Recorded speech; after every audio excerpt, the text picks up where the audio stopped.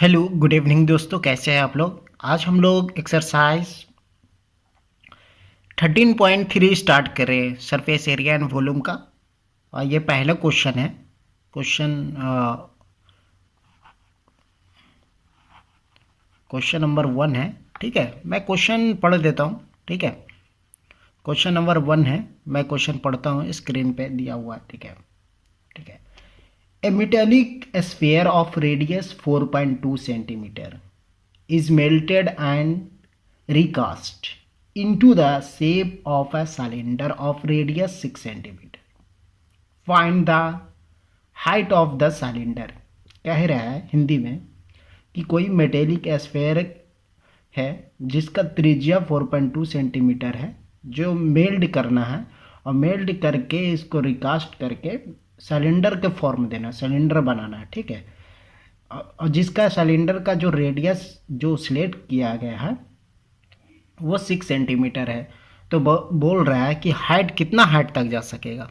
ठीक है, क्वेश्चन जैसा ये है। ठीक है, अब हम लोग कहाँ पे सॉल्यूशन पे आते हैं। ठीक है, सॉल्यूशन पे आया। ठीक है, तो ये जैसा कि आप देख सक रहे हैं, ठीक है, फिगर भी देखें, फिगर भी स्क्रीन पे दिया हुआ है। तो इसमें लिखेंगे radius radius of hemisphere of hemisphere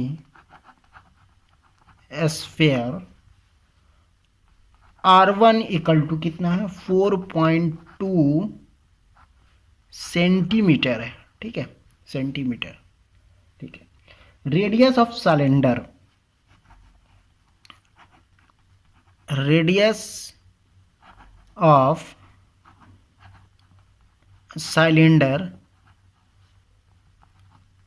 R2। ठीक है, R2 कितना है, 6 सेंटीमीटर है। ठीक है, 6 सेंटीमीटर।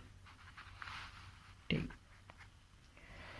तो let's height of the cylinder मानते हैं। ठीक है, लेट हाइट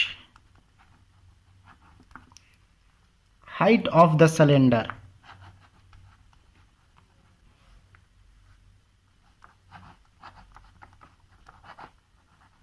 मानते हैं कि h है। ठीक है, हाइट ऑफ द सिलेंडर माने h है। ठीक है, तो इसमें कैसे करेंगे, वॉल्यूम ऑफ जो स्फीयर है, हेमिस्फीयर, उसका कंपैरिजन करेंगे वॉल्यूम ऑफ सिलेंडर से।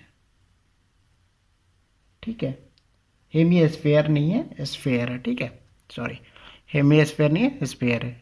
तो रेडियस ऑफ स्फीयर लिखें, हेमिस्फीयर नहीं लिखें।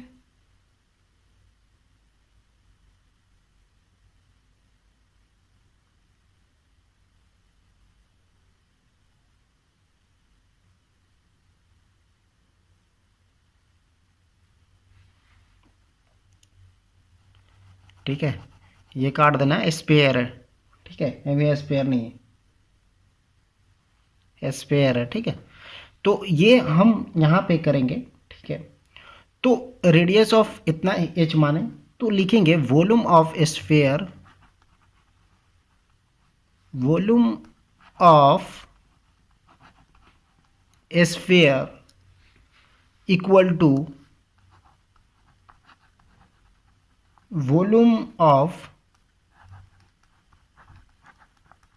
सिलेंडर।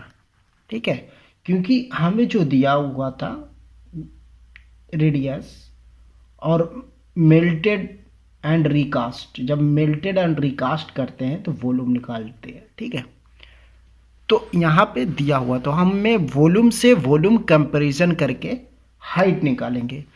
तो वॉल्यूम ऑफ स्फीयर कितना होता है, 4/3 पाई R1 क्यू। ठीक है, और volume of cylinder pi R²H, तो पाई R2²H, इतना हो गया। ठीक है, अब ये पाई से ये पाई कैंसिल आउट हो गया था, 4/3 R1 क्यू बचा यहाँ पे R2²H बचा। ठीक है, तो H इक्वल टू क्या लिखेंगे, ये डिवाइड में आ जाएगा, तो H इक्वल टू डायरेक्टली लिखते हैं क्या आ जाएगा, ये डिवाइड में आ जाएगा R2, ठीक है। तो 4R1 3Q into 3R2 square, ये हो जाएगा, ठीक है, ये हो जाएगा, हमने लिख दिया, ठीक है।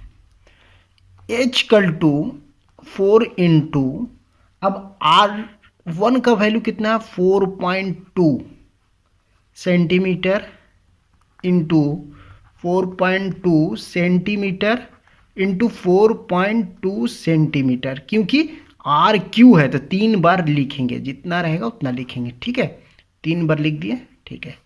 3 इंटू R2 कितना है 6 सेंटीमीटर, तो 6 सेंटीमीटर इंटू 6 सेंटीमीटर, ठीक है। तो सेंटीमीटर से सेंटीमीटर ये कैंसिल हो गया, ठीक है। Centimetre centimetre centimetre centimetre, 1 centimetre बचेगा, ठीक है। तो ये देखो, काटने के लिए सिंपल हम करेंगे 4/3 तो लिख देंगे, ठीक है। 4/3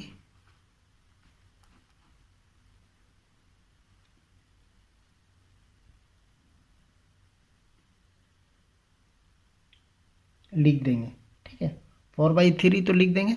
अब 6 सतह, ये 0 1 पॉइंट हटाते हैं तो जैसे हम लोग यहाँ आ जाते हैं, नीचे आ जाती है, तो 6 सतह 42, ठीक है। तो 7/10 लिखेंगे डायरेक्ट, इंटू 1 दशमलव, तो 0.10 होगा, 6 सतह 42 1 कट गया, फिर 7/10 लिखेंगे, ठीक है। और एक 4.2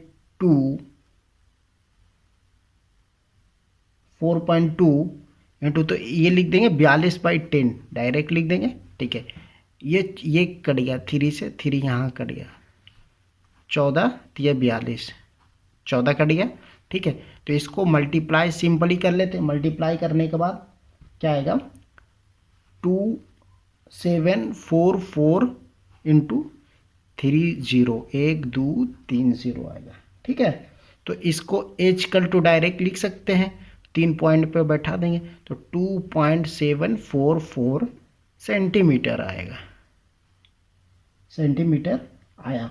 तो ये क्या हो गया, हाइट निकल गया, height of the cylinder 2.744 centimetre हो गया, ठीक है। तो ये क्वेश्चन बहुत आसानी से हम लोग कर लेंगे। अब हम लोग मूव करते हैं सेकंड क्वेश्चन की तरफ। क्वेश्चन नंबर 2 कर रहे हैं, ठीक है। क्वेश्चन पढ़ रहे हैं, स्क्रीन पर देखें, दिया हुआ, ठीक है। Metallic sphere of radii 6 centimetre 8 centimetre and 10 centimetre respectively are melted to form a single solid sphere. Find the radius of the resulting sphere. मतलब कि हिंदी में कह रहे हैं कि कोई भी मेटेलिक ऑफ रेडियाई, मतलब बहुत सारे जो अगर एक साथ इंक्लूड करते हैं तो रेडियाई पढ़ा जाता है, रेडियस को रेडियाई पढ़ा जाता है, ठीक है। तो 6 सेंटीमीटर का एक स्फीयर है, 8 सेंटीमीटर का और 10 सेंटीमीटर का, तो कह रहा है ये सब तीनों को मिला के एगो बड़ा बनाना है, ठीक है। तो वही चीज़ करेंगे, सॉल्यूशन पे देखें, ठीक है। सॉल्यूशन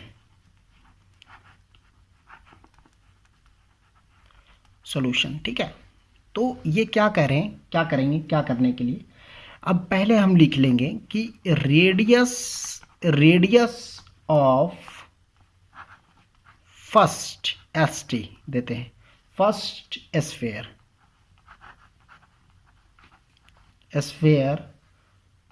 R1 = कितना 6 सेंटीमीटर, ठीक है, ठीक है, ये हो गया। Radius of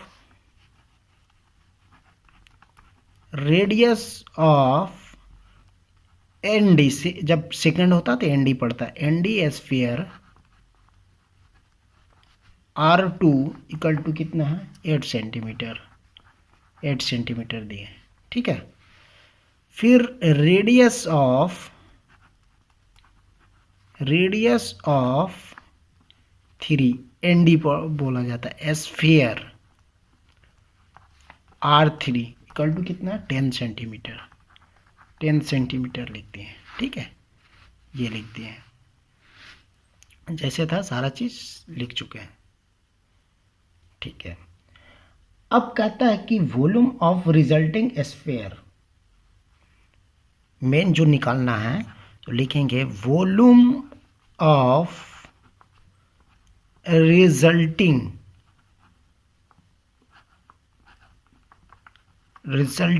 sphere equal to sum of the volume three sphere, sum of the volume